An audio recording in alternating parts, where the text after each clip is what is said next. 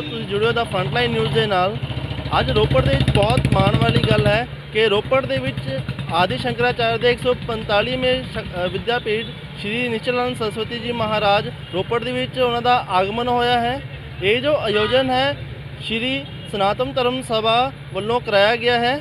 ਆਓ ਆਪਾਂ ਦੇਖਦੇ ਹਾਂ ਇਸ ਪ੍ਰੋਗਰਾਮ ਦੀਆਂ ਕੁਝ ਝਲਕੀਆਂ। ਰੋਪੜ ਇੱਕ ਬਹੁਤ ਹੀ ਧਾਰਮਿਕ ਸ਼ਹਿਰ ਹੈ ਜੀ, ਸਨਾਤਨੀ ਸ਼ਹਿਰ ਹੈ ਔਰ ਸਭ ਤੋਂ ਵੱਡੀ ਗੱਲ 10 ਗੁਰੂਆਂ ਦੀ ਧਰਤੀ ਹੈ।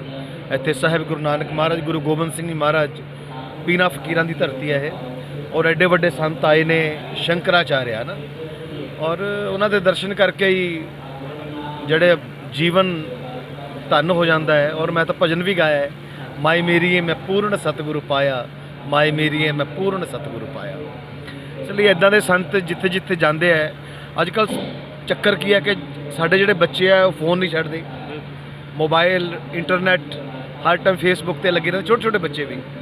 ਇੱਦਾਂ ਦੇ ਸੰਤਾਂ ਦੇ ਆਉਣ ਨਾਲ ਜੀਵਨ ਚੇਂਜ ਹੋ ਗਿਆ। ਬੱਚਿਆਂ ਨੂੰ ਸਾਨੂੰ ਇਸ ਇੱਧਰ ਨੂੰ ਪਾਉਣਾ ਪਏਗਾ ਤਾਂ ਕਿ ਬੱਚਿਆਂ ਦੇ ਵਿੱਚ, ਚਾਹੇ ਉਹ ਸਿੱਖ ਧਰਮ ਹੈ, ਹਿੰਦੂ ਧਰਮ ਹੈ, ਕੋਈ ਵੀ ਧਰਮ ਹੈ, ਉਹਦੀ ਜਾਣਕਾਰੀ ਹੋਵੇ ਔਰ ਬੱਚੇ ਸਾਡੇ ਚੰਗੇ ਨਿਕਲਣ। ਇਹ ਹੈ ਜਿਹੜਾ ਸ਼ੰਕਰਾਚਾਰਿਆ ਜੀ 145ਵੀਂ ਗੱਦੀ ਇਹਨਾਂ ਦੀ ਚੱਲ ਰਹੀ ਹੈ, 145ਵੇਂ ਇਹ ਉਸ ਗੱਦੀ ਤੇ ਬਿਰਾਜਮਾਨ ਨੇ। ਐਡੇ ਵੱਡੇ ਸੰਤ ਦਾ ਆਉਣਾ ਸ਼ਹਿਰ ਦੇ ਵਿੱਚ ਇੱਕ ਬਹੁਤ ਬਹੁਤ ਵੱਡੀ ਗੱਲ ਹੈ ਔਰ ਇਸ ਦੇ ਨਾਲ ਬੜਾ ਜੀਵਨ ਸਫਲ ਹੋਏਗਾ ਲੋਕਾਂ ਦਾ। ਸੋ ਤੁਸੀਂ ਕੀ ਸੰਦੇਸ਼ ਦੇਣਾ ਚਾਹੋਗੇ ਉਹਨਾਂ ਨੂੰ? ਦੇਖੋ, ਮੈਂ ਉਹੀ ਗੱਲ ਕਹਿ ਕੇ ਹਟਿਆ ਕਿ ਸਾਡੇ ਜਿਹੜੇ ਬੱਚੇ ਹੈ ਅੱਜ ਫੋਨ ਦੇ ਅਧੀਨ ਹੋ ਗਏ ਹੈ ਨਾ, ਔਰ ਜਿਹੜਾ ਧਰਮ ਦਾ ਪ੍ਰਚਾਰ ਹੈ ਉਹ ਘਟਿਆ ਹੋਇਆ ਹੈ। ਸਾਡੇ ਬੱਚਿਆਂ ਨੂੰ ਸਾਡੇ ਇਤਿਹਾਸ ਬਾਰੇ ਨਹੀਂ ਪਤਾ, ਗੁਰੂ ਗੋਬਿੰਦ ਸਿੰਘ ਜੀ ਮਹਾਰਾਜ ਬਾਰੇ ਨਹੀਂ ਅੱਛੇ ਤਰੀਕੇ ਨਾਲ ਪਤਾ, ਉਹਨਾਂ ਦੇ ਬੱਚਿਆਂ ਬਾਰੇ ਨਹੀਂ ਪਤਾ ਕਿ ਉਹਨਾਂ ਦੇ ਜਿਹੜੇ ਬੱਚੇ ਸੀ 4 ਸਾਹਿਬਜ਼ਾਦੇ, ਉਹਨਾਂ ਨੇ ਸਾਡੇ ਲਈ ਆਪਣੀ ਜਾਨ ਕੁਰਬਾਨ ਕਰ ਦਿੱਤੀ ਹੈ ਨਾ।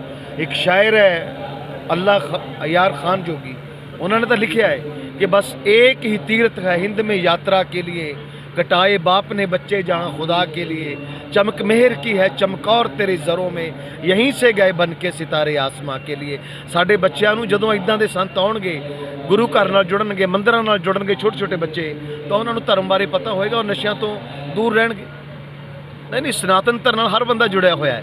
सनातन धर्म उदों जदों कुछ भी नहीं सी, उदों सनातन सी। सनातन धर्म नाल हर बंदा जुड़िया होया है।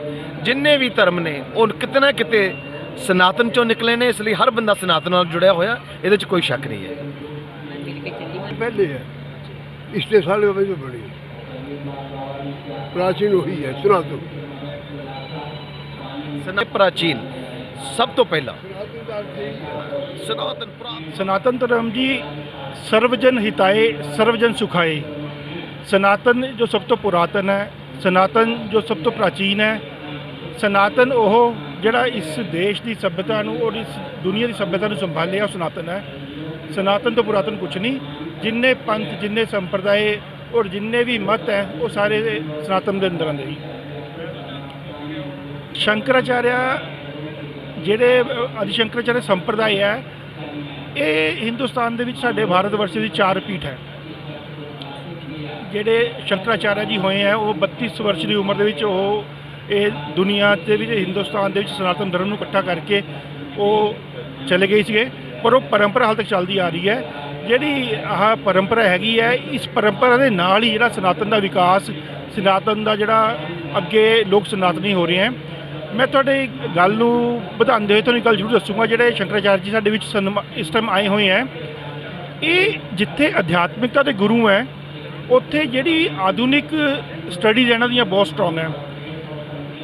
ਸਾਡੇ ਲਈ ਮਾਣ ਦੀ ਗੱਲ ਹੈ ਕਿ ਸ਼ੰਕਰਾਚਾਰਿਆ ਜੀ ਕੋਲ 2000 ਦੇ ਵਿੱਚ ਵਿਸ਼ਵ ਬੈਂਕ ਦੇ ਜਿਹੜੇ ਲੋਕ ਹੈ ਉਹ ਆਏ, ਕਿਉਂਕਿ ਇਹ ਸ਼ੰਕਰਾਚਾਰਿਆ ਜਿਹੜੇ ਸਾਡੇ ਹੈਗੇ ਹੈ, ਇਹ ਅੰਕ ਗਣਿਤ ਦੇ ਬਹੁਤ ਹੀ ਜ਼ਿਆਦਾ ਮਾਸਟਰ ਹੈ। ਅੰਕ ਗਣਿਤ 'ਤੇ ਇਹਨਾਂ ਦਾ ਬਹੁਤ ਗਿਆਨ ਹੈ, ਰਿਗਵੇਦ ਦੇ ਗਿਆਤਾ ਹੈ। ਔਰ ਜਦ ਦੁਨੀਆ ਦੇ ਵਿੱਚ ਮੋਬਾਈਲ ਦੀ ਔਰ ਕੰਪਿਊਟਰ ਦੀ ਜਿਹੜੀ ਹੈ ਉਹ ਖੋਜ ਹੋਈ ਔਰ ਉਹਦਾ ਵਿਕਾਸ ਹੋ ਰਿਹਾ ਸੀਗਾ, ਤਦ ਵੀ ਵਿਗਿਆਨਿਕ ਔਰ ਇੰਜੀਨੀਅਰਸ ਨੇ ਇਹਨਾਂ ਤੋਂ ਆ ਕੇ ਉਹਦੇ ਵਿੱਚ ਜਿਹੜਾ ਗਣਿਤ ਹੈ, ਜਿਹੜੇ ਅੰਕ ਗਣਿਤ ਹੈ, ਉਹਦੀ ਜਾਣਕਾਰੀ ਔਰ ਉਹਦਾ ਗਿਆਨ ਇਹਨਾਂ ਨੂੰ ਦਿੱਤਾ ਹੈ। ਇਸ ਲਈ ਬੜੀ ਸਨਮਾਨ ਦੀ ਗੱਲ ਹੈ। सनातन धर्म की जय, भारत माता की जय।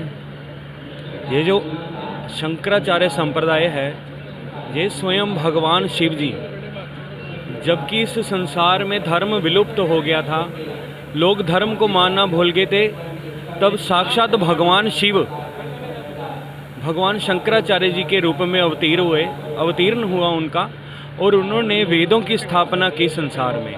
और उन्हीं की परंपरा में स्वामी श्री करपात्री जी महाराज, जो कि एक बहुत ही बड़े गोरक्षक गो भक्त थे, और उनके ही आगे उनके प्रिय शिष्य श्री जगत गुरु शंकराचार्य स्वामी श्री निश्चलानंद सरस्वती जी महाराज, जो 145वीं आचार्य हैं उसी परंपरा के, और श्री जगन्नाथपुरी धाम में शंकराचार्य जी द्वारा स्थापित श्री गोवर्धन मठ के मठाधीश हैं। उन्हीं के अनुगत्य में ये आयोजन हो रहा है। स्वामी जी साल के 360 दिनों में से 238 दिन प्रवास पर रहते हैं, और उनका इस प्रवास पर रहने का सिर्फ एक ही कारण है कि जो लोगों में धर्म को लेकर अपवाद है, और जो वास्तविक धर्म है सनातन धर्म, उसकी जो लुप्त हो चुका है उसका उत्थान करें।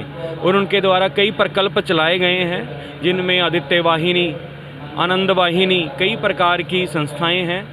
गोरक्षा के लिए ही संस्थाएं हैं, जिनसे नवयुवक, बुजुर्ग और सभी प्रकार के, सभी आयु वर्ग के, सभी समाज के हितों का ध्यान रखते हुए हमारे भारत में जो हिंदू सनातन परंपरा है उसकी रक्षा हो और वो आगे बढ़े।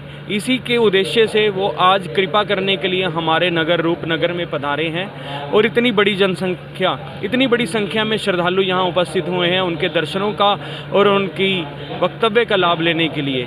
और हम सभी से यही अनुरोध करते हैं कि सनातन धर्म सभा और अन्य सहयोगी संस्थाओं के सहयोग से जो ये कार्यक्रम हुआ है, उसके लिए हम सभी नगरवासियों, क्षेत्रवासियों का हम हार्दिक अभिनंदन और धन्यवाद करते हैं। पहला तो मैं जो अज का समागम चल रहा है, ये अपने रोपड़ शहर ਲਈ बहुत ही सौभाग्य की गल है कि धर्म गुरु साक्षात अपने रोपड़ च पधारे हैं। विशेष मैं जिदा तुसी मैनू पूछा कि नौजवानों ਲਈ क्या है, अजकल की जी नौजवान पीढ़ी है वो सारी फोना के थ्रू अपना यूट्यूब, फेसबुक, इंस्टाग्राम से ज़्यादा टाइम बतीत कर रही है। तो मैं अज उन्होंने आही संदेश देना चाहवागा कि उन्होंने अपने फोना तो टाइम वगैरह कढ़ के इस सभा के सम्मेलन च शामिल होना चाहिए कि 2-4 गल्लां उन्होंने भी पल्ले पैण ते वो एक सही धार्मिक परमात्मा की राह ते चलन।